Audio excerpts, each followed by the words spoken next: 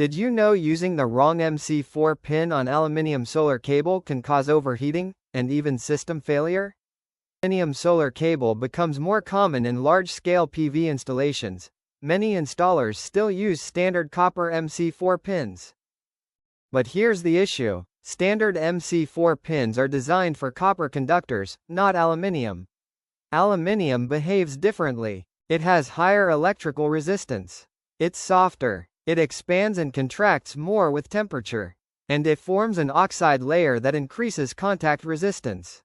If you crimp a copper MC4 pin onto aluminium cable, you risk poor crimping, loose connections over time, overheating, voltage drop, and long-term failure. And in solar systems, the smallest connection can become the biggest failure point.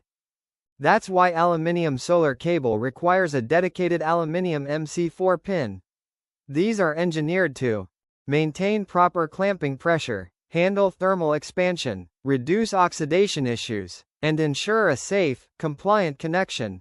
Always use the right termination components, especially in PV systems. Follow CAD Hub Mastery for more practical solar engineering insights.